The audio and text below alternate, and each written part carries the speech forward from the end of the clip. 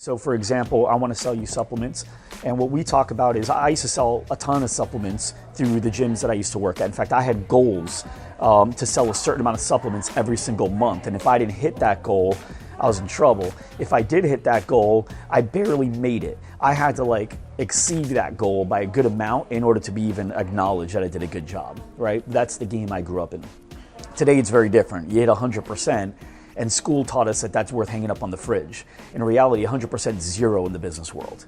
You just made it. So with supplements, we used to know that if this is a 60-day supply, this particular supplement, then I know if I sold it to you today, at what point should you be running out? When should you have none left in your bottle? 2 months. 2 months, right? And so I've got to set up a timer. I used to set up timers in our systems that in 60 days, I know that when I see you, you're out. And actually we do more like on 50 days, right?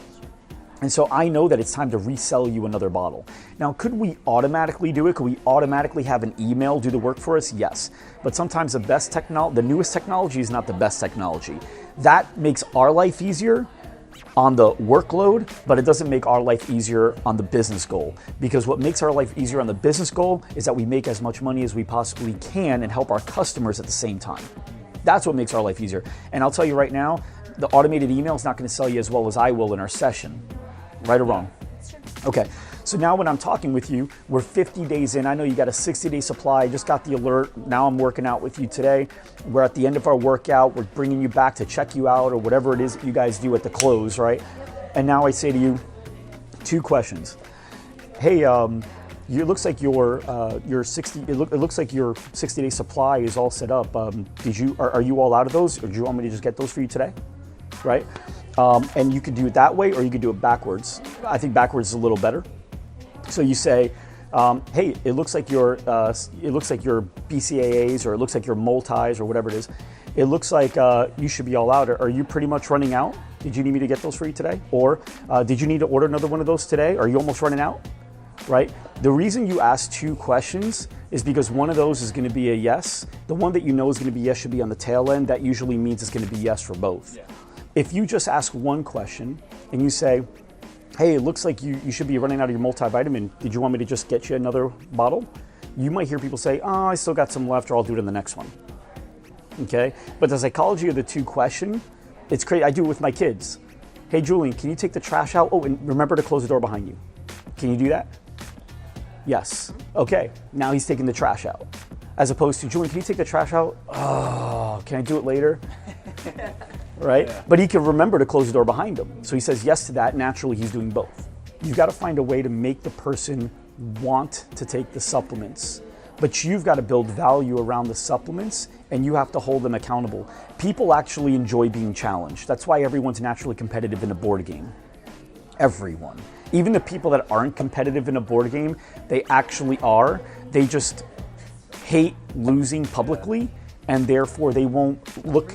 But in reality, you guys have all played board games, right? You guys have all played board.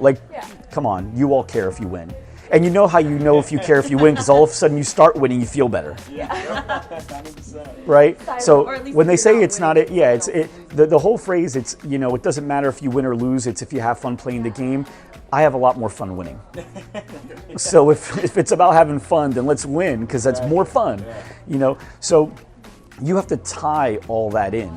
And so when I'm talking to you, if you're my client, if you come in and let's say you're selling BCAAs, I believe you're selling that, right? Which is your during your workout supplement. You're taking that during your workout. If you come in and you don't have a tumbler with you, I'm going to call you out on it. And now I'm going to use that as a tool to call you out on everything else as well. Hey, Justin, where's your tumbler today? Where's your branch chain? Left it at home. My man, what's going on? When are you supposed to take those? I usually take them intro workout because the bench muscle breakdown. So why didn't you bring it with you today? I just forgot. We're about to work out. Okay, here's the deal. If I call you out on it today, which I just did, so that's already past tense, can you bring it with you next time? Yeah, 100%? Yeah, I'll make sure. Okay, now, should I also assume that you're forgetting to take all your other supplements? Is it safe? I would assume. Okay. What do I have to do to be a better trainer in order to make sure you take them? Reminders. Okay, so I have to do that? Okay, so like I just did. So now what? Is there anything else I can do, or you got it from here? I'm gonna try the best I can to do it myself. Okay, hey, real quick, got a question for you. If you were at the end of a game, you're a coach, okay? I'm just saying, I'm just putting you through this for a reason. You're my client. I want to make sure you understand what winning is here, right? Yeah. If you're a coach at the end of a basketball game, you got one shot left to win the game. This is it. And you got two players you can typically count on. And one tells you, Coach, I'm going to try my best to make that shot. And the other one says, give me the ball. I'm going to make the shot. Which one do you want to give the ball to? Give me the ball. Give me the ball. So which one do you want to tell me? I'm going to try my best to take the supplement, or I'm going to take the supplements? I'm going to take the supplement. All right, there we go, my man. Let's keep doing that, okay? And little things like that, they tie that to winning. They feel good, right? The right client feels great at that moment, right? Because they just realize people like to commit to things. The only reason people don't like to commit to things is not because they don't like to commit, it's because they have fear of failing. That's different. It's not that they don't like committing, it's that they have a fear of failing. Sometimes the fear of failing is stronger than the joy of commitment. But in reality, we like to commit to things. We like writing our goals. We love New Year resolution.